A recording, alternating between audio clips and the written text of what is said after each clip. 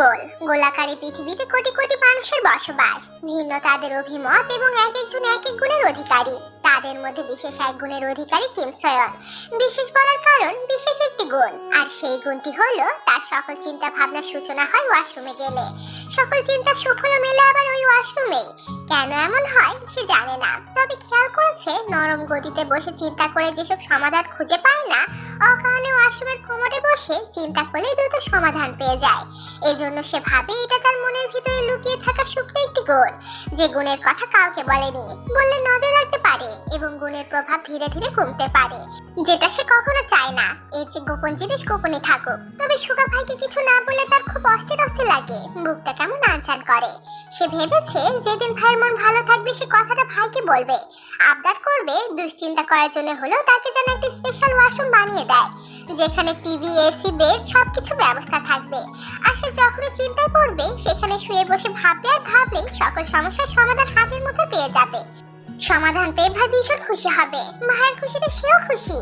এদিকে ঘড়ির কাঁটা যে টিকটিক করে এগিয়ে চলেছে সেদিকে কোনো হোশ নেই তার। সে এখনো ভাবনায় মশগুল, অথচ তার অনুপস্থিতিতে কেউ যে নিজের প্ল্যান সাকসেস করতে উঠে পড়ে লেগেছে সেটা হয়তো খুনাক করে টের পাচ্ছে না বেচারা। মোদ্দা কথা সুগা যদি জানে তাহলে তার কি করবে কে জানে, কারণ সুগা কিছুক্ষণ আগে এক 5 তারকার রেস্টুরেন্টে খেতে পাঠিয়েছে তাকে। আদেশ অনুযায়ী এসে চেয়ারে বসে খাবার অর্ডার করার পরপরই অনুভব করলো এখনই ওয়াশরুমে যাওয়া প্রয়োজন। খাবার আসতে দেরি দেখে সে ওয়াশরুমে এসেছিল ব্যক্তিগত কাজ সারতে। আপাতত ইচ্ছে ছিল না ভাবনার জগতে বিচরণ করতে, কিন্তু অভ্যাসগত ভাবনার জগতে ডুবে গেল। একের পর এক ভাবনা তার মস্তিষ্কে ঘুরতে লাগলো। ব্যক্তিগত কাজ সারতে বসে হঠাৎ তার স্মরণ হলো এই মুহূর্তে ওয়াশরুমে আসা ঠিক হয়নি। ইলো এতক্ষণ বসে সময় কাটানোর মানেই হয় না, কারণ সুগা তাকে করা আদেশ করেছে ছায়া সঙ্গী হয়ে থাকতে, কিন্তু সেটা না করে সে ওয়াশরুমে এসে বসে আছে। এই কথা স্মরণ করে সে দ্রুত কাজ সারতে গিয়ে দেখলো পানি নেই। যা, এবার কি হবে? তাড়াহুড়োর সময় আজারা ভুল কাজগুলো কেন যে হয় কে জানে। সে আরেকবার চেক করে দেখলো পানি এসেছে কিনা। না, আসেনি। কতক্ষণ এইভাবে বসে থাকবে? এই মুহূর্তে কাকে গালি দেবে বুঝে উঠতে পারলো না কিম সয়ন। তবে তার ভাগ্য সুপ্রণ বোধ হয়, হঠাৎ পানি এলো। সে খুশিতে ডগমগ হয়ে কাজ সেরে বের হতে গিয়ে দেখলো বাইরে থেকে ওয়াশরুমের দরজা লক করা। এই কাজ কে করলো? তার লুকোচুরি খেলার ইচ্ছা জাগলো। সে কতক্ষণ দরজার হাতল ধরে টানাটানি করেও কোনো সমাধান আনতে পারলো না। বাধ্য হয়ে দরজায় থাবা দিয়ে ডাকলো, কিন্তু কেউ সাড়া দিল না, খুললো না। খাবার অর্ডার করে ওয়াশরুমে এসেছে, তাও প্রায় আধা ঘন্টা হয়ে গেছে। এই কথা স্মরণ হতে তার বুক ধড়ফড় করতে লাগলো। দুটো পকেট থেকে ফোন বের করে একের পর এক কল করতে লাগলো সুগাকে, কিন্তু সুগার কোনো খোঁজ নাই। সে পুনরায় কোমরের ঢাকা নামিয়ে চেপে বসলো। তারপর ফোনটা নিয়ে দ্রুত গতিতে টাইপ করে সুগাকে ঘটনা জানালো, কিন্তু সুগা মেসেজ সিন করছে না, কলও ধরছে না। কিছুক্ষণ আগেই তো কথা হলো, এই সময়টুকুর মধ্যে কোথায় গেল? গেল তো গেল, ফোনটা কোথায় রেখেছে? এখন কি হবে? এখান থেকে কিভাবে বের হবে? এই কথা ভাবতে ভাবতে তার কাল ঘাম ছুটে গেল। সে দরদর করে ঘামতে ঘামতে সেখানেই মাথা ঘুরে পড়ে গেল। খেতে খেতে এদিক ওদিক তাকাতে তাকাতে তার নজর বিঁধল সামনের একটা টেবিলে। সেখানে একটা ছেলে বসে আছে এবং একাই রাজকীয় ভোজ নিয়ে বসেছে, তবে একটা খাবারে স্পর্শ করছে কিনা সন্দেহ। তাকে দেখতে দেখতেই ছেলেটাও হঠাৎ মুখ গুছিয়ে চোখ তুলে তাকালো। আচমকা চার চোখে চোখাচোখি হয়ে গেল এবং তার চোখ দেখে আচমকা ভীষণ খেলো। কাঁদতে কাঁদতে আর একবার দেখলো সামনে বসে সুদর্শন ছেলেটাকে। আচ্ছা, নীল চোখ দেখলো নাকি? কি আশ্চর্য, বাংলাদেশেও নীল চোখের মানুষ আছে? কই, কখনো দেখেনি তো। তবে অদ্ভুত রকমের সুন্দর ছেলেটার চোখ জোড়া। ছেলেটা কি দেশি নাকি বাঙালি? চেহারা দেখে অবশ্য মনে হচ্ছে বাঙালি আর বিদেশের মিশেলে তৈরি। তাকে তাকাতে দেখে ছেলেটা কি মনে করে যেন টেবিলের কাছে এলো। কাছে এগিয়ে আসায় তেও শিওর হলো ছেলেটার চোখ জোড়া সত্যি সত্যি নীল। তবে সন্দেহ থেকে গেল লেন্স লাগানো নাকি আসল তা নিয়ে। নিজের ভাবনা ছেড়েতে এবার ভ্রুকুচকে একবার বোনের দিকে তাকালো, তো একবার লিচাঙের দিকে। তারা প্রশ্নবোধক চাহনিতে তাকিয়ে আছে সামনে দাঁড়ানো ছেলেটার দিকে। তখন ছেলেটা হ্যান্ডশেক করতে লিচাঙের দিকে হাত বাড়িয়ে দিয়ে হাসি মুখে বলল, হ্যালো, আমি কিম সয়ন হো। তার হাত বাড়ানো দেখে লিচাং উঠে দাঁড়িয়ে নিজেও ঠোঁটে হাসি ফুটিয়ে ছোট করে উত্তর করলো, Lichang, can I join you guys? এই কথা শুনে লিচাং একবার জিমিনের দিকে তাকালো। জিমিন মাথা নিচু করে খেতে ব্যস্ত। সে মূলত বুঝতে চাইছে মানুষটা জিমিন কিমাতে চেনে কেনা। তবে জিমিনদের মুখ দেখে মনে হচ্ছে না, তারা চেনে না। আর তার খুঁতখুঁতে মন অচেনা কাউকে সঙ্গে নিতে সায় দিচ্ছে না। তবে তার মুখ দেখে সিওন হো যেন বুঝলো মনের ভাবটা। সে মনে ভেসে বলল, আজ আমার মায়ের জন্মদিন। কাউকে নিয়ে যে জন্মদিন পালন করবো সে আপনজন আমার নেই। আমি একজন টুরিস্ট, কিছুদিনের জন্য এসেছি মাত্র। তাই বলছিলাম কি যে। সে কথা শেষ করে তের দিকে তাকিয়ে মলিন হাসলো। তের খুব মায়া হলো। লিচাং কিংবা জিমিনের আশায় না থেকে সে বলল, সমস্যা নেই ভাইয়া, আসুন আমরা একসাথে ডিনার সারি। সত্যি? সত্যি। এর কথায় সিওন হো ওয়েটারকে ডেকে তার অর্ডারকৃত খাবারগুলো যেতে টেবিলে দিতে বলল। এত বারণ করেও শুনলো না। জিমিন এখনো একবার চোখ তুলে তাকিয়ে দেখেনি। তখনই জিমিনের ফোনে সুগার নাম্বার থেকে কল এলো। এতে জিমিন একটু অবাকই হলো, তবে কল কেটে যাওয়ার আগেই কল রিসিভ করতে সুগা বলল, এখনো কি রেস্টুরেন্টে আছিস? তুমি কি? কিম সেওন ওয়াশরুমে আটকে গেছে, গিয়ে দেখ। মানে? গিয়ে দেখ হারামজাদা বেঁচে আছে নাকি পটল তুলেছে। কিম সেওন ভাই চট্টগ্রামে? তোরা যে রেস্টুরেন্টে আছিস সেখানকার ওয়াশরুমে। এই কথা শুনে জিমিন কল কেটে উঠে দাঁড়িয়ে লিজানকে বলল, আমি না ফেরা অব্দি এক পাও নড়বেন না। আশা করি স্মরণ করে দিতে হবে না, আমরা এখন আপনার দায়িত্বে। হঠাৎ কঠিন সুরে বলা কঠিন কথায় লিজান প্রচন্ড অবাক হলো, তবে অবাকের ভাবটুকু বুঝতে না দিয়ে বলল, আপনি কোথায় যাচ্ছেন? ওয়াশরুমে। এই কথা বলে আর দাঁড়ালো না, দ্রুত পায়ে স্থান ত্যাগ করলো। তার যাওয়ার দিকে একবার তাকিয়ে সিওন হো মলিন সুরে বলল, আমার উপস্থিতি আপুটা বোধহয় পছন্দ করছে না। আমি না হয়ে উঠে, না না আপনি ভুল বুঝছেন, আসলে আমার আপু কম কথা বলে, তাই আর কি।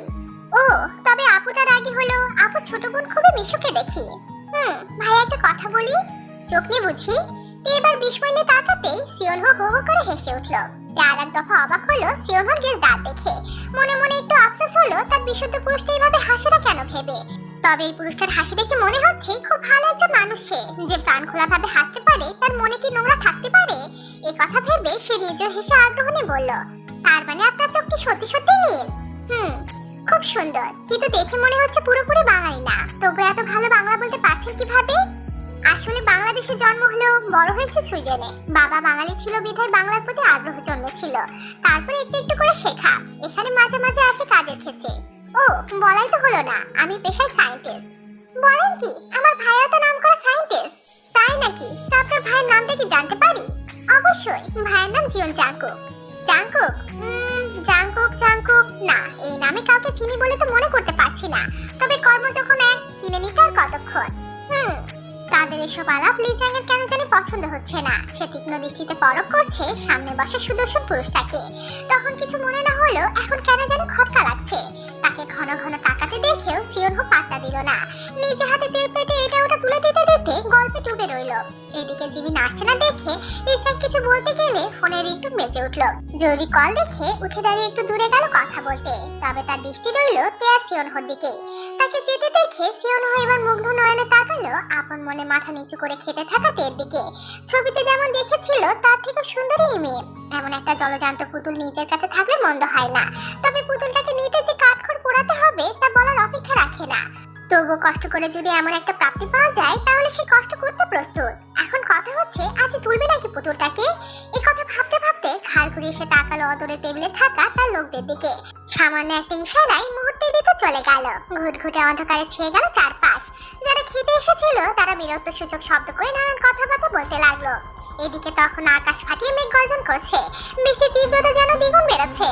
অন্ধকারের ভিতরে হাতে চামচ রেখে সিওন হোর উদ্দেশ্যে বলল, ভাইয়া আছেন? ফোন থাকলে লাইট অন করুন প্লিজ। এত অন্ধকার আমার একদমই ভালো লাগে না। কেন নয় সোনা? কি? এই কথা বলতে না বলতে সে তার কাঁধের কাছে নরম কিছু স্পর্শ পেল। এরপরে সুচ ফুটানোর মতো কিছু অনুভব হতে সে নড়ে চড়ে উঠতে সিওন হো শক্ত করে তার মুখ চেপে ধরলো। এই গঙ্গানোরও সময় পেল না। তার আগে নাকে রুমাল চেপে ধরতে সে সেন্স হারালো। ততক্ষণে সিওন হোর লোকেরা বিদ্যুৎ যাওয়ার সাথে সাথে লিজাংকেও সেন্সলেস করে ফেলেছে। খেতে আসা অন্যান্য লোকেরা যারা ফোনের লাইট অন করতে গেছে তাদের ফোন কেড়ে নেওয়া হয়েছে। খানিকক্ষণ পরে বিদ্যুৎ এলে ততক্ষণে কালো পোশাকধারী লোকজনে ভরে গেছে রেস্টুরেন্ট। এরা কারা? কেন এসেছে? এই নিয়ে সবার মাঝে আতঙ্কের সৃষ্টি হয়েছে। তবে লোকগুলো কাউকে কিছু বললো না। হঠাৎ এসে হঠাৎ করে চলেও গেল। তবে কেউ খেয়াল করলো না এতগুলো লোকের মাঝে একটি মেয়েকে সেন্সলেস করে তুলে নিয়েছে। সেই মেয়েটার কেউ নয়, জিওন নিবাসের সবচেয়ে চঞ্চল প্রাণ, জিওনদের চোখের মণি আর জিওন জাংকুকের প্রাণ ভমরা। সিওন ওতেকে কোলে নিয়ে গাড়িতে উঠে বসতেই সেখানে পরপর দুটো আর্মির গাড়ি এসে থামলো। ধপ ধপ করে শব্দ তুলে একে একে নেমে দ্রুত ছুটলো রেস্টুরেন্টের ভিতরে। আর্মির গাড়ি দেখে পোশাকধারী লোকগুলো ততক্ষণে ভাগ ভাগ হয়ে আড়ালে চলে গেছে। ওরা আর্মিদের উপর খেয়াল রেখে সিওনকে বললো গাড়ি টান দিতে। কারণ লিজা খেতে বসে সিওনকে সন্দেহ করেছিল এবং নিখুঁত ভাবে সে কাউকে ইনফর্ম করায় আর্মিরা এখন এখানে এসে হাজির। বেচারা লিজা সব চেষ্টা করলেও শেষ রক্ষা করতে পারলো না তেকে। সিওনহোর গাড়ি ড্রাইভারকে গাড়ি টান দিতে বলে টেকিনে পিছনের সিটে আরাম করে বসলো। ইস, মেয়েটা তো সফট কেন, কোলে তুলে মনে হচ্ছে মাখন। ওর উপর থাকা অচেতন থেকে আপাতমস্তক পরখ করে সিওনহো হাসলো। পুরো পুতুল একটা, দেখে মনে হচ্ছে সে সদ্য যৌবনে পা রেখেছে, অর্থাৎ মেয়েটাকে বন্দিনী করে ইচ্ছে মতো ব্যবহার করতে পারবে। যদি ওর ভাইগুলো একটু ঝামেলা করতে পারে ওসব সামলে নেওয়া যাবে। এই কথা ভাবতে ভাবতে সিওনহো থেকে বুকের সাথে চেপে ধরে নাক ডুবালো গলায়। জোরে শ্বাস টেনে পরপর একইভাবে শ্বাস টানতে লাগলো। কি যেন মিষ্টি একটা সুগন্ধ মেয়েটার গায়ে। সে এবার ঠোঁটটা আঙ্গুল দিয়ে স্লাইড করে বলল, আরো কিছুদিন মায়ের কোলে থাকার সময় দিতাম তোমাকে সোনা। আমি ভেবেছিলাম আমার মতো জানারের কাছে আরো কদিন পরে এসো, কারণ মানুষ যেমন ফুল ভালোবাসে আমি তেমন ভাবে নারী দেহ পছন্দ করি। কোনো মেয়ের শরীর পেলে আমার মাথাটা ঠিক থাকে না। এজন্য ভেবেছিলাম সত্য যৌবন না, পরিপূর্ণ যৌবন বুদ্ধি হলে আমার কাছে আনতে। কেন জানো? কারণ এখন তুমি এবং তোমার সুন্দরের শরীরটা বড্ড নাজুক, বড্ড তুলতুলে, ধরতেও ভয় লাগছে। না জানি কত ব্যথা ট্যাথা পাও। ভয় নেই, আমি তোমাকে খুব যত্ন করব, খুব খুব আদরে রাখবো। সেন্স ফিরে একদম জেদাজেদি করবে না, ওকে? ভদ্র মেয়ে হয়ে থাকবে। এভাবে তুলেছি বলে খবরদার কান্নাকাটি করার চিন্তাও করবে না। কেন করবে বলো তো? আমি কি ইচ্ছে করে এসব করেছি নাকি? মোটেও না, বরং তোমার ভাইরা আমাকে এসব করতে বাধ্য করেছে। জানো, গতদিন আমার কোটি কোটি টাকার মাল পুলিশের হাতে ধরিয়ে দিয়েছে। সুগা যা করেছে করেছে, কিন্তু জাঙ্কুক যা শুরু করেছে এরপর তোমাকে ছাড়ি কিভাবে বলো পাখি?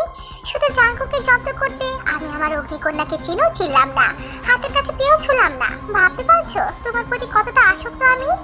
এইটুকু বলে থামলো, তারপর তার শুকনো ঠোঁটে চুমু এঁকে বলল, এই পাখি চোখ খুললো, কবুল বলতে হবে তো নাকি? নাকি বিয়ে দিয়ে ছাড়াই আমার মহলে রানী হবে? এদিকে কিছুক্ষণের মধ্যে তার কিডন্যাপের কথা জাঙ্কুকের কানে পৌঁছে গেল।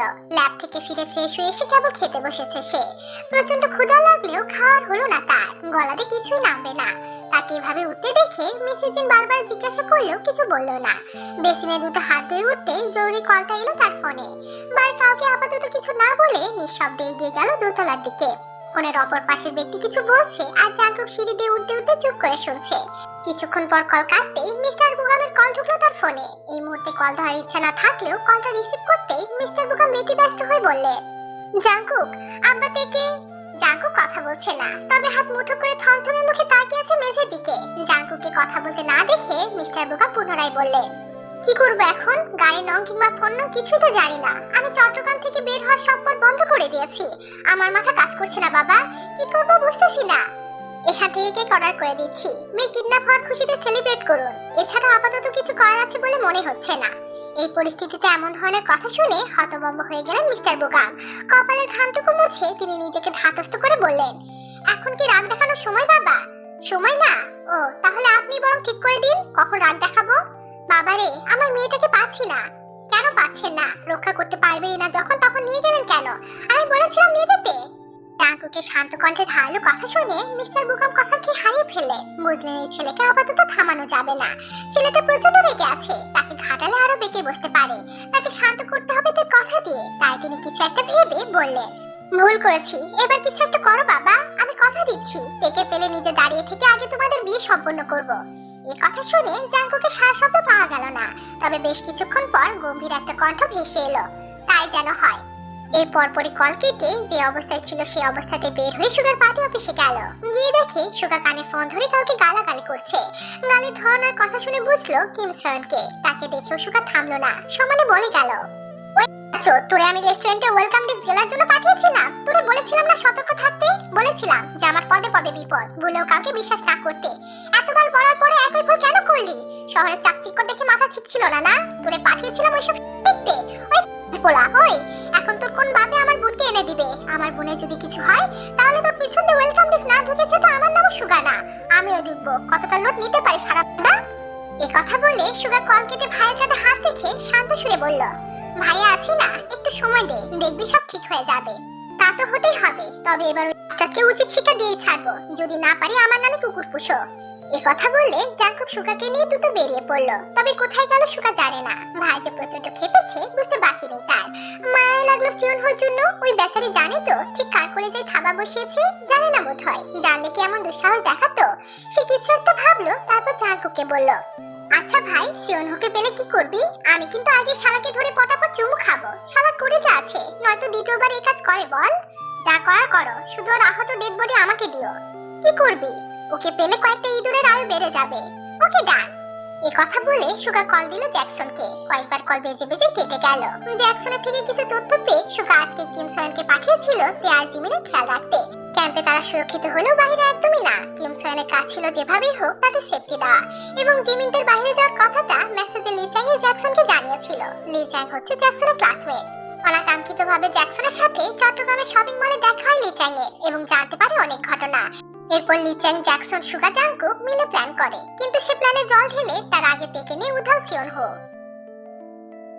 তে নিখোঁজ হওয়ার পর থেকে নিচে কিছু পাথরে বসে আছেন। কাকে দোষ দিবেন, নিজেকে নাকি নিজের ভাগ্যকে? মেয়েটা কিডন্যাপ শুনে মিসেস জিন ফোন করে যা ইচ্ছে তাই কথা শোনালো।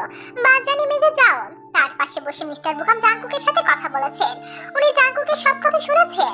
সূক্ষ্ম একটা তাচ্ছিল্য ছিল জাংকুকের মাঝে। সত্যি তো, রক্ষা করতে পারবে না তো নিয়ে গেল কেন? কিন্তু ছেলেটাকে উনি বোঝাবে কিভাবে? এখানে আসার কারণ মোটেও একটা নয়, বরং এমন কিছু কারণ আছে যেগুলো উনি বুকের ভিতরে চাপা রেখেছে। শিশুর বুক চাপা ঘটনা ওনার বুকটাকে ক্ষত বিক্ষত করে প্রতিনিয়ত। মনে মনে কথা ভাবতে ভাবতে ওনার চোখ দিয়ে চোখ গড়িয়ে গেল। বেশ বড় সড়ো আবছা অন্ধকার রুমের বেডে শুয়ে আছে তে। পিট পিট করে তাকিয়ে বোঝার চেষ্টা করছে নিজের অবস্থান, কিন্তু রুমটা অজানা লাগছে তার কাছে। এটা কোথায়, কার বাড়ি, কার রুম? আর জিমিন আপু কোথায়? সে এখানে শুয়ে আছে কেন? মাথায় আঘাত পেয়ে স্মৃতিশক্তি হারিয়ে ফেলেছে নাকি? তা না হলে ঘুম থেকে উঠে কিছু চিনতে পারছে না কেন? আর্মি হাউসের রুম হলে চিনত, জীবন নিবাসের রুমগুলো তার চেনা, হসপিটাল রুম এমন হয় না। তবে এসব ভেবে সে ভালো করে দেখলো পুরো রুমটা। আবছা আলোয় দেখা যাচ্ছে দেওয়ালে ঘড়ির কাঁটা। এখন বাজে 2:30, কিন্তু দুপুর নাকি রাত? রাত দিনের তফাৎ বুঝতে সে জানালার দিকে তাকিয়ে দেখলো রাত। বাইরের সব ঘুটঘুটে অন্ধকার। এত অন্ধকার কেন? সে কি জঙ্গলের আশেপাশে নাকি? বাবা মা কই? তারা আসছে না কেন?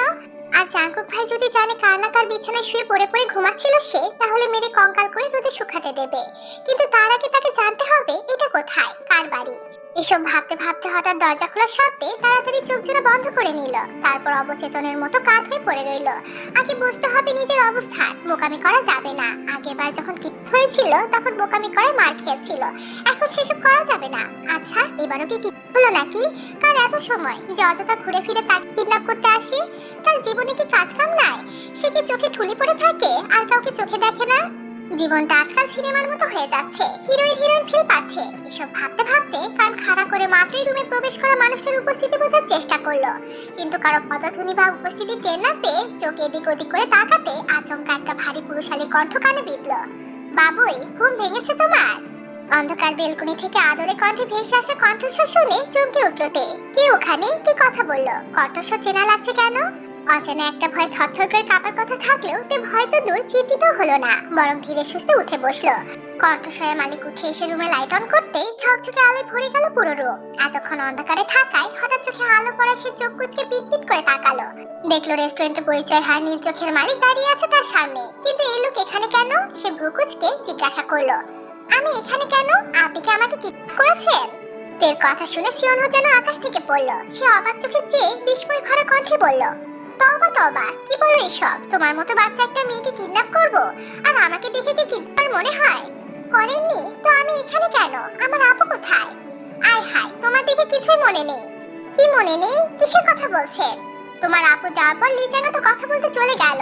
তখন তো সেখানে একদল ডাকাত এসেছিল। কি একটা স্প্রে করায় হুটহাট করে সবাই অজ্ঞান হয়ে গেল। অবচেতন মানুষের ফোন কেড়ে নিল। আমার ফোনও তো নিয়ে গেছে শালারা। আমার জ্ঞান ফেরার পর দেখি তুমি আমার পাশে পড়ে আছো। তবে তোমার বোন বা মেজরকে পাইনি, তাই তোমাকে আমার বাসায় এনেছি, কারণ আমি তো তোমার বাসার ঠিকানা জানি না। এ কথা বলে সিওনহো গোবাচারা মুখ করে তাকিয়ে রইল তের মুখের দিকে। এদিকে তো ভাবছে একটা মানুষ আর যাই হোক গটগট করে মিথ্যা বলবে না নিশ্চয়, কারণ মিথ্যা বললে তো মানুষের গলা কাঁপে বা তোতলায়। কিন্তু এই লোক তো নিষ্পাপ চাহনি নিয়ে কথাগুলো বলছে। তাকে ভাবতে দেখে সিওনহো মনে মনে হাসলো, নিজেকেই নিজে বাবা দিল। এভাবে আপাতত অবশ পাখিটাকে বুঝতে রাখতে হবে যেন কানাকাটি না করে, তার সঙ্গে সময় কাটায়। তে কিছু বলছে না দেখে সিওনহো মাথা চুলকে কিছু একটা মনে করার ভান করে বলল, ওহো, তোমার নামটাই তো ভুলে গেছি। বাবুই বোধহয়, রাইট? না, তে। কিন্তু বাবুই নামটা তোমার সঙ্গে খুব যায় জানো। আচ্ছা তে, আমি যদি তোমাকে বাবুই ডাকি তুমি কি মাইন্ড করবা? করব। কেন? কারণ এসব নামে ডাকলে জাঙ্কুক ভাই জ্বালা কাটতে ধুনাবে। ধুনাবে মানে? বুঝলাম না ঠিক তোমার কথা। ধুনাবে মানে মারাকে বোঝাচ্ছে আর কি। ও, কিন্তু কাকে মারবে? আমাদের দুজনকে। মার তো খাননি, জানেন না জ্বালা কাঠের মার কত মজা। জাঙ্কুক তোমাকে মারে? কেন মারে? আপনার বাড়িতে খাবার টাবার নেই, গেস্ট এনেছেন অথচ খেতে দিচ্ছেন না, এটা তো ঠিক না। ও ও তাই তো, সরি সরি বাবুই, গল্পে গল্পে ভুলে গেছি। এখন বলো তো কি খাবে? আমার এখন নুডলস খেতে ইচ্ছে করছে। ওকে চলো দুজন মিলে রান্না করি। এই কথা বলে সিওনহো তেকে নিয়ে রান্নাঘরে গেল। বলেও রান্নাঘরে না আসা ছেলেটা রান্নাঘরে এসেছে ঠিকই, কিন্তু রান্নার র জানে না। সে এমন ভাব করছে যেন রান্নায় বেশ পটু। তে সিওনহোর পাশে দাঁড়িয়ে আশেপাশে দেখছে। বাড়িটা নীরব। বাড়িতে আর কেউ নাই নাকি? সে এবার একটু সচেতন হলো, তবে ঘাবড়ে না গিয়ে বলল, শামশেদ ভাইয়া, আপনার বাড়িটা কোথায়? না মানে বাবাকে ফোন করলে এসে নিয়ে যেত। সিওনহুর হাত থেমে গেল। তার নাম শামশেদ কবে হলো? বলে কে মেয়ে, নাকি ওর নামটা ভুলে যাওয়ার ভান করেছে বলে শোধ নিচ্ছে? তাই হবে। এই কথা ভেবে সে কোনো মতে হাসি আটকে বলল, আমার নাম কিম সিওনহো। মানুষ জবাই করে আমার নামে আকিকা করেছি আমি। কি কি বললেন? কি জবাই করে? বড় বড় দুইটা গরু জবাই করে। প্রথমে কি বললেন? এই কথাই তো বললাম। কেন, তুমি কি শুনেছো? শুনেছি মানুষ জবাই করে আকিকা করেছে, কিন্তু মানুষ জবাই করে মানুষের আকিকা হয় নাকি? হয় না তো, বাদ দেন, আমি বোধহয় ভুল শুনেছি। এই কথা শুনে সিওনহো ফিসলে হাসলো।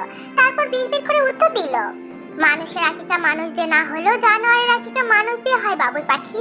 তবে বলতেই হয়, তোমাকে যতটা বোকা ভেবেছিলাম তুমি ততটা বোকা নও। খাবারের নাম করে রুমের বাইরে এসে দেখলে বুঝি বাড়িতে আর কেউ আছে নাকি? কারো সাহায্য নিতে পারবে নাকি? পালানোর জন্য পথ খোলা আছে নাকি? বাবুই পাখি, যত চালাকি করো না কেন বের হতে পারবে না সোনা। তুমি কল্পনাও করতে পারবে না আমরা এখন কোথায় আছি। এদিকে তে নিজের মতো বকবক করেই যাচ্ছে। সিওনহো ইউটিউব দেখে নুডলস রান্না ট্রাই করছে, কিন্তু তার কাজের আরে ভাব দেখে তে যা বোঝার বুঝে গেল। এ তো শাক বাড়িয়ে কিছু বললো না, বরং আবার জিজ্ঞাসা করলো, বললেন না তো আপনার বাড়ির লোকেশন কোথায়? আর একটা ফোন দিন না, বাবাকে কল করি, না হলে বাবা চিন্তা করবে তো নাকি? আচ্ছা বাবুই, নুডলসে কি ঝাল কম দিব নাকি বেশি দিব? বেশি। কতটা বেশি? যতটা দিলে কেঁদে ফেলবো। কেন, কাটতে ইচ্ছে করছে বুঝি? না, তবে আমি ঝাল বেশি খাই। ও আচ্ছা। বাড়িতে আর কেউ থাকে না? ভূতের বাড়ির মতো এত শুনশান কেন? পৃথিবীতে আমার কেউ নেই, সেখানে বাড়ি ভর্তি মানুষ কোথায় পাবো? বিয়েটি করেননি? আপনার বউ নেই? নেই, তবে খুব শীঘ্রই হবে। আমাকে দাওয়াত দিবেন কিন্তু, আমি উপহার নিয়ে বিয়ে খেতে আসবো। তা তো অবশ্যই, কিন্তু কি উপহার দেবে? একদিনের ইঁদুরের বাচ্চা। সায়েন্টিস্টদের কাছে ইঁদুর অনেক ইম্পর্টেন্ট জিনিস। কেন, ইঁদুর দিলে খুশি হবেন না? না, ওসব ইঁদুর টিঁদুর আমার লাগবে না। তুমি বরং ওসব তোমার জাঙ্কুক ভাইকে দিও। তুমি শুধু আমার বিয়ের ক্ষণে হাসি মুখে থেকো, ওইটাই হবে আমার জন্য বিশাল পাওয়া। আচ্ছা, ভীষণ ক্ষুধা লেগেছে। আর কতক্ষণ? হয়নি রান্না? খেয়ে তো বাড়ি যেতে হবে। কি মানে, ওয়াশরুমে যাব। আচ্ছা, ওয়াশরুমটা যেন কোন দিকে? যে রুমে ছিল ওই রুমেই তো ওয়াশরুম আছে, যেতে পারবে? এই কথা বলে তে রান্নাঘর থেকে বেরিয়ে ওই রুমে গিয়ে ওয়াশরুমে ঢুকলো। সিওনো হাতের ওয়াচের দিকে তাকিয়ে দেখলো রুমে খোঁজাখুঁজি না করে তে সত্যি ওয়াশরুমে ঢুকেছে। সেটা দেখে সিওনো নুডলস টেস্ট করে হ্যাঁ বোধক মাথা নাড়িয়ে বলল, নট ব্যাড, চলে। বাবুই পাখি, হয়ে গেছে তোমার নুডলস, খাবে এসো। এইটুকু বলে সে দুষ্টু হেসে নিচে সরে বলল, প্রথমে তুমি আমার হাতে নুডলস খাবে, এরপর আমি তোমায় খাবো, ওকে? ইয়া, ওকে। এই কথা বলে একটা বাটিতে নুডলস ঢেলে সে বাজাতে বাজাতে রুমের দিকে পা বাড়ালো। এদিকে ওয়াশরুমের দরজায় পিঠ থেকে থরথর করে কাঁপছে, কারণ সে বুঝে ফেলেছে সে আবার বাজে কারো চক্করে পড়েছে। কারণ সিওনো যখন ছুসফুটিয়েছিল সে সজ্ঞানে ছিল, সে অনুভব করে কাজটা সেই করেছিল। পরের ঘটনা মনে না থাকলেও এইটুকু তার স্পষ্ট মনে আছে। কিন্তু কথা হচ্ছে সে এখান থেকে বের হবে কিভাবে? এটা লোকেশন তো জানে না, আর কিভাবে কি করবে? জাঙ্কুক ভাই আসছে না কেন? তার কানে কি নিখোঁজের খবর গিয়ে পৌঁছায়নি? জাঙ্কুকের কথা মনে হতেই সে হাতের অনামিকা আঙ্গুলে থাকা রিংয়ের উপর চুমু খেলো। চট্টগ্রামে আসার রাতে জাঙ্কুক খুব গোপনে রিংটা পরিয়েছিল। জিমিন তার হাতে রিংটা দেখে বলেছিল, পৃথিবীর যেই প্রান্তে যাস রিংটা ভুলেও খুলবি না। যদি খুলিস তোর বিপদে তোর জাঙ্কুক তোর কাছে কখনোই পৌঁছাতে পারবে না। যদি জাঙ্কুক ভাইয়ের সঙ্গ চাস তাহলে যত যাই কিছু ঘটে যাক, রিং যেন আঙ্গুল থেকে না সরে। মনে থাকবে আমার কথা? জবাবে সে মাথা নাড়িয়েছিল। এমনিতেও সে খুলতো না, কারণ এটা তার বিশুদ্ধ পুরুষের দেওয়া বিশেষ উপহার। সেবার ঠোঁট কাঁপিয়ে রিং এর উপর চুমু খেয়ে খাতে লাগলো। তারপর মনে মনে বলল, আসুন না জাঙ্কুক ভাই, একটু তাড়াতাড়ি আসুন, ভয় লাগছে তো।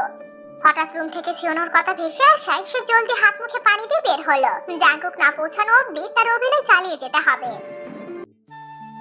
দেখি ভয় জীবন বাড়িতে পড়েছে শোকের ছায়া। এবার মিসেস জি নিজের রাগ সামলাতে পারলেন না, কললে যা ইচ্ছে তাই বলে অপমান করলেন মিসেস জিসুকে।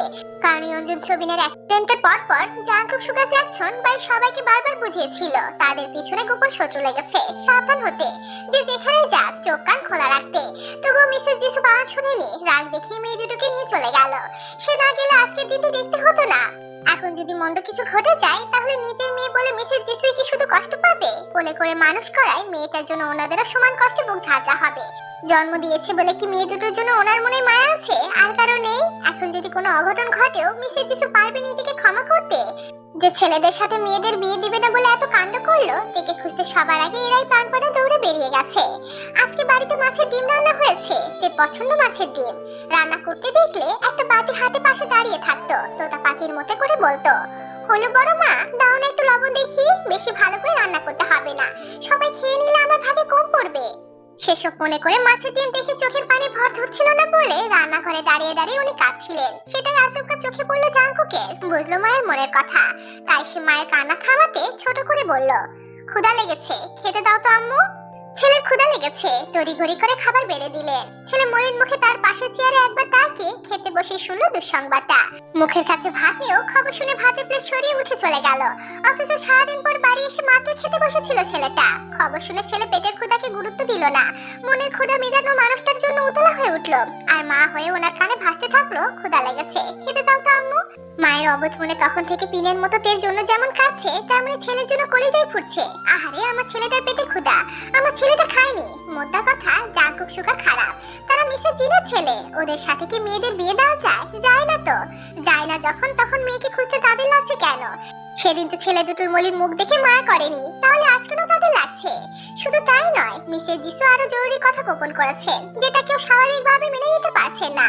মিসেস জিসু বাড়িতে থাকাকালীন ড্রয়িং রুমে ঝুল ছাড়তে গিয়ে ক্যামেরা পেয়েছিলেন এবং সেটার কথা গোপন করেছেন। কিন্তু ক্যামেরা এলো কিভাবে, কে লাগালো ক্যামেরা, এসব না হয় পরের কথা। উনি গোপন করলো কেন, কি ভেবে বা গোপন করলেন?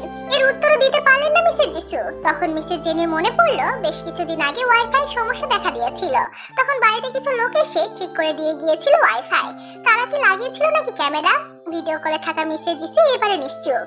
মিসেস জিসুর নামে এত অভিযোগ হচ্ছে শুনে মুখে হাতে ফুঁপে কেঁদে উঠলো আয়ু। ড্রয়িং রুমে উপস্থিত থাকা সকলে তার দিকে তাকালে আয়ু ঠোঁট ভেঙে অসহায় সুরে কেঁদে উঠলো। কাঁদতে কাঁদতে বলল, ছোট মা, চুপ করে থেকো না, এবার অন্তত মুখ খুলো। তোমাকে এত এত কথা শুনতে দেখতে পারছি না আমি, অনেক তো হলো, এবার সত্যিটা বলো সবাইকে। বাবা মা ড্রয়িং রুমে ক্যামেরা লাগিয়েছিল জেহব, শুধু ড্রয়িং রুমেই না, আমাদের 3 বোনের ওয়াশরুমে ক্যামেরা লাগানো এবং এবং 3 বোনের গোসলের ভিডিও জেহবের কাছে আছে। এই কথা বলে আয়ু লজ্জায় মুখ থেকে শব্দ করে কেঁদে ফেললো। উপস্থিত সকলে তখন হতবাক চোখে তাকিয়ে আছে আয়ুর দিকে। এই কথাই যেন বিনা মেঘে বজ্রপাত হলো জীবন নিমেষে ড্রয়িং রুমে। স্তব্ধ হলো সবাই। মেয়ের কথা শুনে বেশ কিছুক্ষণ কেউ কোনো কথা বলতে পারলেন না, বলা বাহুল্য, বলার মতো ভাষা খুঁজে পেলেন না। কিছুক্ষণ পর মিসেস জিন মিসেস জিসুর উদ্দেশ্যে বলল, ভিডিও নিয়ে জেহব তোকে হুমকি দিয়েছে, এই জন্য বাড়ি ছেড়েছিস তাহলে? বড় বোন প্রচন্ড রেগে শাসন করলে ছোট বোনেরা যেমন মাথা নিচু করে থাকে, ঠিক তেমন ভাবে মিসেস জিসু মাথা নত করে আছে মিসেস জিনের সামনে। মিসেস জিনের প্রশ্নে উনি উত্তর দিতে পারলেন না, কেবল না সুযোগ মাথা নাড়লেন। ওনাকে না বলতে দেখে মিসেস জিনের রাগ বাড়ল। উনি ঠান্ডা মাথায় আবার বললেন, যা ঘটার ঘটেছে, তোর চুপ থাকাই বা বাড়ি ছাড়ে কিছু থেমে থাকেনি, থামাতেও পারিসনি। মেয়ের ভিডিও দেখে হুমকি দিয়েছে, এই ভয় পাইলে ছোট, এজন্য আমার সংসারের ভিতটা নড়বড়ে করে দিলি। আমাকে বললে বা কি হতো, এই তুই আমাকে বড় বোন ভাবিস? এখন যদি তোর গায়ে বদনাম লাগে তখন কি করবি তুই? চুপ থেকেও কি পারলি মেয়েটাকে বাঁচাতে? কেন তুই বারবার নিজের করা ভুলে আমার জাকুবটাকে পোড়াচ্ছিস? আমার ছেলেটার মুখের দিকে তাকিয়ে তোর মায়া হয় না রে? এখন যে আমার 3টা মেয়ের গায়ে কলঙ্ক লেপটে গেল, এবার কি করব? এমন বোকামি কেন করলি রে ছোট? আমার মেয়েরা জানে কিভাবে তাদের বোঝ দেব, কিভাবে তাদের সামলাবো? যার কথাই মিসেস জিসু স্থবির হয়ে বসে রইল। লজ্জায় ঘৃণায় মরে যেতে ইচ্ছে করছে তার। তাকে এবারও চুপ থাকতে দেখে আয়ু বুঝলো ছোট মা জীবনে এই কথা মুখে আনতে পারবে না। তাই লাজ লজ্জার মাথা খেয়ে সে বলল, আম্মু, সবাই এলে যা যা ঘটেছে সেসব সবার সামনে মুখে আনার মতো না। তোরা কি সোজা কথা বলতে পারিস না? কি হয়েছে, কি ঘটেছে সেটাই তো জানতে চাইছি। কথা কি গলাতে বের হচ্ছে না তোদের? আর কি কি জানার বাকি আছে আমাদের? কথা যখন উঠেছে সবটাই বলবি তোরা। মায়ের বকুনি শুনে আই কুকড়ে গেল। বুঝলো আজকে মুখ খুলতেই হবে। তাই সে বাবার দিকে একবার তাকিয়ে ছোট মার দিকে তাকালো। তখন মিসেস জিসু হঠাৎ কল কেটে দিল। ওনাকে কল কাটতে দেখে মিসেস জিন খুব বিরক্ত হলেন। ইচ্ছে করলো ছোট বোনের মতো ছোট জায়গায় 2 থাপ্পড় লাগিয়ে দিতে। ছোট মাকে কল কাটতে দেখে আয়ের কাছে ব্যাপারটা যেন সহজ হলো। সে থুতনি গলার সাথে মিশিয়ে বলল, আসলে ভাইয়াদের জামাতা হিসেবে না মেনে নেওয়াটা ছোট মায়ের কাছে অজুহাত ছিল মাত্র। ভাইয়াদের বুকে আগলে রেখে মানুষ করেছে ছোট মা, সন্তানের মতো ভালোবেসেছে। সেই সন্তানের দিকে আঙুল তুলতে ওনার বুকটাও ফেটে যাচ্ছিল। কিন্তু পরিস্থিতি এমন যে পালিয়ে বাঁচার জন্য ভাইয়াদের কষ্ট দিতে হয়েছে। এইটুকু বলে আয়ু থামলো। তারপর ঢোক গিলে পুনরায় বলল, জিহুপের কাছে ভিডিও আছে এই কথা জিহুপ ছোট মাকে নিজে জানিয়েছে, কারণ জিহুপের প্ল্যান ছিল আমাকে টোপ হিসেবে বিয়ে করে জীবন বাড়ি জামাই হওয়া, তারপর সমাজের চোখে ভালো হয়ে দিকে বদনজর দেওয়া। এ কথা বলে আয়ু আবার থামলো। কথাগুলো বলতে বলতে হাঁপিয়ে গেছে সে। মিসেস জেনি আয়ুকে ধরে সোফায় বসালেন, মাথায় হাত বুলিয়ে দুটো আগে পানি এনে খাওয়ালেন। আয়ুর কথাগুলো এলোমেলো লাগছে, কেমন যেন অদ্ভুত শোনাচ্ছে সবার কাছে। যেও ভিডিও করলো, সেসব মিসেস যিশুকে জানিয়ে ব্ল্যাকমেল করলো। মিসেস যিশু বাংলা সিনেমার মতো সেসব কাউকে না জানিয়ে বাড়ি ছেড়ে চলে গেল। গেল তো গেল, ছেলে দুটোর দিকে আঙ্গুল তুলে মিথ্যা অপবাদ দিয়ে বেরিয়ে গেল। মিসেস যিশুর সাথে জায়েদের ভালো সম্পর্ক, সে কোনোভাবে ব্যাপারটা মিসেস জিনকে জানাতে পারতো না। কাউকে জানালো না, মানা গেল। নিজের স্বামীকে মিস্টার বুকামকে অন্তত জানাতে পারতো। ড্রয়িং রুমে না ক্যামেরা ছিল, বাকি রুমগুলো উড়ে গেছে। আয়ের অর্ধেক কথা শুনে আগে কেউ কোনো মন্তব্য করলো না, তবে মিসেস জেনি এবার আয়ের পিঠে হাত বোলাতে বোলাতে বললেন, মা একটু খোলাখুলি করে পুরো ঘটনাটা বল আমাদের। এই সামান্য কারণে ছোট এত বড় সিদ্ধান্ত নিল, নাকি আরো কিছু আছে? সবটা বল শোনা। মেজমা ছোট মা মূলত বাবার সামনে থেকে পালাতে অজুহাতটা দেখে জীবন বাড়ি ছেড়েছে, কারণ ছোট মা বাবাকে বড় ভাইয়ের আসনে বসিয়েছে, সেভাবে সম্মানও করে। কিন্তু একদিকে জেহপের ভিডিও আর একদিকে আইতে বাবা ছোট মাকে নিয়ে নোংরা পিক বানিয়েছিল হুমকিজন। মূলত সুগা ভাইয়ের দল ছায়ারা জীবন বাড়ির সম্মান ধুলোয় মিশিয়ে দিতে প্রতিশোধটা নিতে চেয়েছিল। ছোট মা এসব সহ্য করতে না পেরে ভাইদের জানাতে চাইলে ওরা বলেছিল ওয়াশরুমের ভিডিও আর বাবা ছোট মায়ের নোংরা ছবি ভাইরাল করে দেবে, আমাদের 5 ভাইদের কলিজা ছিঁড়ে কুকুরকে খাওয়াবে, ছোট চাচুকে মিথ্যা অপবাদে চাকরিচ্যুত করাবে, এক কথায় জীবন নিবাসের সম্মান ধুলোয় মিশাবে। এবারও সকলে হতভম্ব দৃষ্টিতে তাকিয়ে রইল আয়ের দিকে। কি বলে এই মেয়ে, এর মাথা ঠিক আছে? অন্য সব মানা যায়, কিন্তু বড় ভাসুরের সাথে মিসেস যিশুর নোংরা ছবি, এটা ধৈর্যে বাইরে চলে গেল না? এজন্য তাহলে ছোট বাড়ি ছেড়েছে? ছোট বোন তুলো ভাইয়ের বইয়ের সঙ্গে এসব শুনে মিস্টার নামজুদ প্রথমবারের মতো মাথা নত করে নিলেন। প্রথমবারের মতো মনে হলো ওনার মরে যাওয়া উচিত। এখনই বোধহয় মৃত্যুটাকে বরণ করার সঠিক সময়। মৃত্যুর আলিঙ্গনই পারবে ওনাকে অপমান থেকে বাঁচাতে। ওয়াশরুম থেকে বেরিয়ে সিওনোকে কোথাও না দেখে আশেপাশে খুঁজলতে, কিন্তু না দেখে ডাকলো দু একবার। কিছুক্ষণ বসে অপেক্ষা করে তাকে না দেখে উঠে ড্রয়িং রুমে এলো। পুরো বাড়িতে লাইট অন থাকায় সে ঘুরে ঘুরে দেখলো। বিলাসবহুল সাজসজ্জায় সজ্জিত পুরো বাড়ি, তবে এত খুঁটিয়ে খুঁটিয়ে দেখার ধৈর্য নেই তের। বুকে ভয় নিয়ে এত খুঁটিয়ে কিছু দেখাও যায় না। সে আরেকবার পিছনে তাকিয়ে সিওনোর উপস্থিতি না পেয়ে ধীর পায়ে দরজার কাছে এগিয়ে গেল। দরজা টানতে বসলো, লক করা। লক ধরতে পিক পিক করে পাসওয়ার্ড চাইলো। সে তো পাসওয়ার্ড জানে না, তাই অহেতুক আর টিপাটিপিও করলো না। করলে দেখা যাবে শব্দ করে উঠবে, কিন্তু এখান থেকে বের হবে কিভাবে? সে দরদর করে ঘামছে, হাতের উল্টো পিঠ দিয়ে ঘাম মুছে এক পা পিছুতেই কারো বুকে ধাক্কা খেলো। তখন তার পিছন থেকে কেউ ফিসফিস করে বলল, এই বাবুই পাখি, পালাচ্ছ বুঝি?